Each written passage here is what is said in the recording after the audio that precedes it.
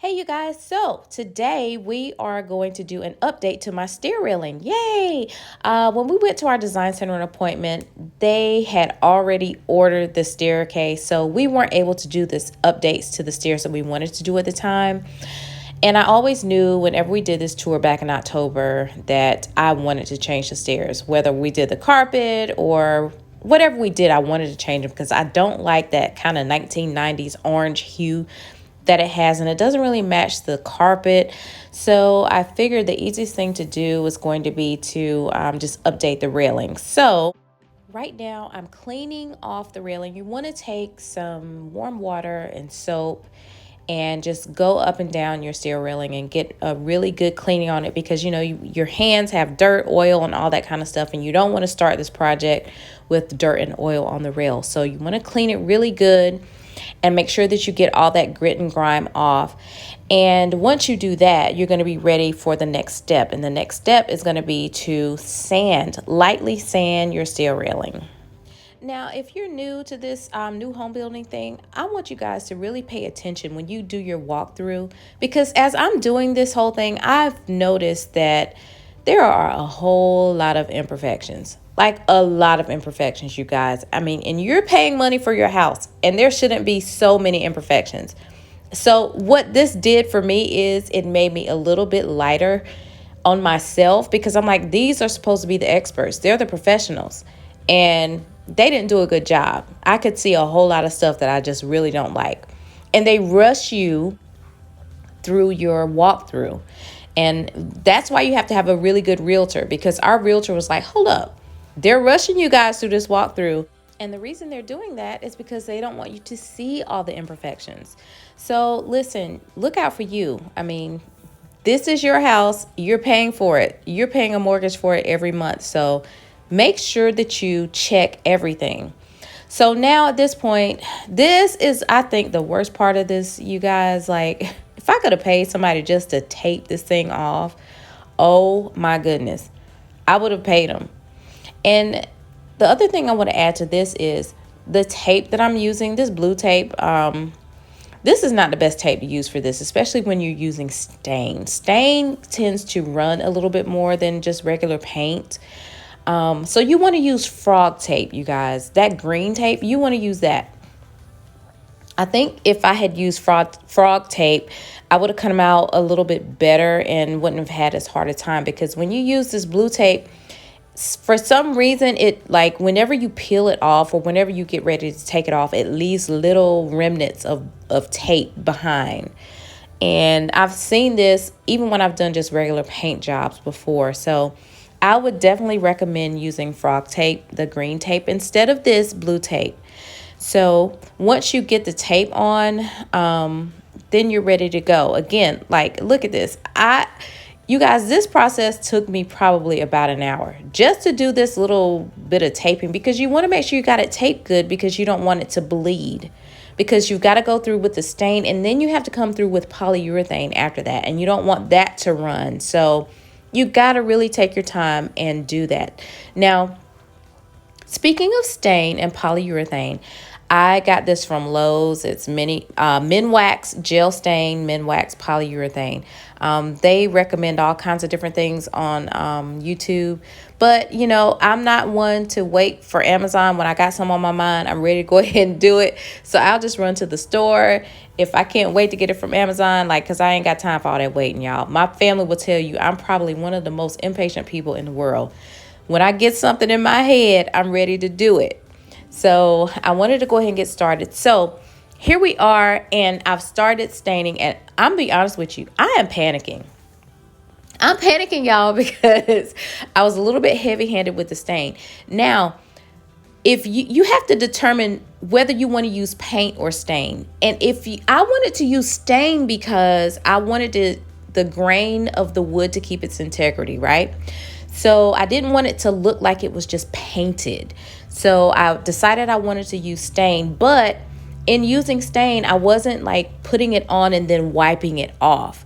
I wanted it to be black. I didn't want to like just change the color of the wood. I wanted it to be black. So the stain really helps it keep the integrity of the wood, like just that whole wood pretty print of the wood. I wanted to see that still. So I'm panicking a little bit here because I'm a little bit heavy-handed with the stain. Now, this is a gel stain, you guys. Make sure that you use a gel stain. There's my husband bringing me a rag because, again, like, I'm a little bit heavy-handed and I'm panicking right now because it's kind of heavy. I will tell you about this banister, this particular part of it. Usually with this, you should do maybe like 2 to 3 coats. I went through this one time, y'all, because like I said, I was so heavy-handed with it. And you live and you learn. Doing things yourself is, you just live and you learn. And there's nothing that can't be fixed. You just kind of have to keep that in your mind and go with it. So I just kept going. But this banister, I only did one time. I didn't have to go back over it again because, again, I was so heavy-handed. And you just have to kind of just be careful. You see I'm using a sponge there. Don't use a brush. You need to use a sponge when you're using stain because you need to be able to kind of stipple and you need to have more control. And a regular brush doesn't give you that control like a sponge does. So now that I've gotten further up the rail, it goes a little bit faster because I'm realizing I don't have to be as heavy-handed. I'm going to come back with another coat so I can just, put this on and go a little lighter with it and not worry about being so heavy-handed. Yeah, so this gives you a little bit more control when you use a sponge, you guys. And I'm using a smaller sponge on this side because I don't need to use one that's so big. The bigger sponges, this is a gel paint and it runs. So you have to be really careful about how you're putting this on because it will drip. And don't do like I did. I did not put a tarp on my stairs, y'all. That was like, yeah. That's just me being impatient again. Like, I can do this. I can go through it really quickly and I can do what I need to do and it'll be okay. But I made a lot of mistakes. Like, I really had to go through and do some retouches because I got stain on the white part of my stairs. And yeah, I had to do some retouching, but it's okay. Again, because everything can be fixed, right? Right. So this is day 2 and I'm going to do one more coat because honestly, you guys, with this black stain, one more coat was all I needed because I did a really good job prepping and I did a good job with the sanding. So the next day, all I had to do was one more coat. I didn't need to do 3. Some people have said you need to do 2 or 3 coats. Honestly, like, I feel like if I had done another coat, it would have been too black. So 2 coats for me was just fine. And so here I am just going through with another coat, and you're going to see some streaks in there, especially when you use stain. You're going to see some streaks. Stain is different from paint, you guys. It doesn't like really cover the way paint does because stain is really meant to put some on and wipe it off. Put some on and wipe it off. And that's not what I did. I just went and put it on because I kind of wanted it to be black. And like I said, keep the integrity of the wood pattern. I wanted to see that. So be really careful to make sure that you're filling in all those little lines that you're going to see in your second coat. And honestly, like I said, for me, this is all I needed was 2 coats, y'all. So I'm feeling pretty good at this point. I'm feeling way more confident than I was when I first started this project. I'm like, okay, yeah, this is going to turn out really, really good. And I'm really satisfied with the way it's looking right now. Okay, so it's day 3. And what I didn't show, no, actually, this is day 4. I didn't show you guys that I put on a coat of polyurethane.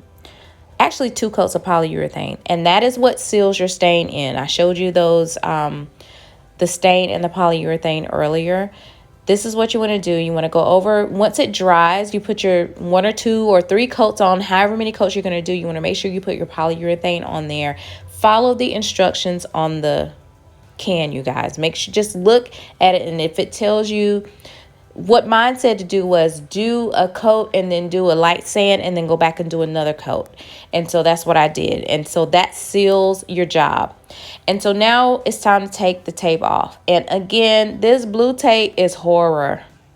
I mean, if I could have gone out on the street, you guys, and ask somebody to come in there and I'm gonna pay you $100 just to take this tape off, I probably would have done it, because this is horrific. I don't know if it's just this blue tape. I've heard that the frog tape, like I said earlier, is better. I just this drove me nuts, y'all. I mean, taking this tape off and putting it on, it's like that was the most tedious thing, because you have to make sure that you cover up all the areas so that you don't get that much bleed through. And I do as bad as I thought that I would. We'll see when my dad comes over and inspects my work. But I didn't do too bad, y'all. I didn't do too bad. I'm kind of proud of myself. Whatever touch-up work I needed to do, I didn't show it here in video, but I had some white paint left over from the build, and I just went in the garage and got it and did some touch-up. And it all works out because, again, everything can be fixed. Like, nothing is permanent. You can fix it. So I'm feeling pretty good right now, and I think this is going to be great. So yay, we finished the cereals, or should I say because my people didn't help me. They were like, okay, you on your own, honey, do this. So the next thing that I'm doing is I want to spice up my entryway a little bit more. So I got this in the mail yesterday. This is a table that I got from Wayfair, and I wanted to add this to the entryway. It is a natural wood finish, you guys. You'll see that in just a moment.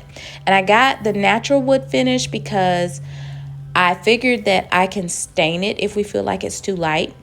There are the parts there. This table was really, really easy to put together. And here is the finished product. There's my table. Here's my open staircase. I really love how this turned out. Now, I'm going to style this table later. These are just some things that I had on hand, but I'll bring you guys back and show you how I style it later. But I'm really proud of this work, you guys. I am ready to do the next room, and I hope that you come back for the next room. The next room is going to be my sitting room. I'm going to have a really cool chill vibe in there. I'm probably going to change the paint in the dining room, and I know a lot of my people are going to be like, what are you doing? Why are you changing that blue? It's just too dark in there, y'all. Like, it's the dining room, and that room kind of shares space with the family room, and I just can never get enough light flowing through there. So I'm probably going to change it. So you guys, come on back. Like, don't forget to subscribe, like, and I'll see you on the next video.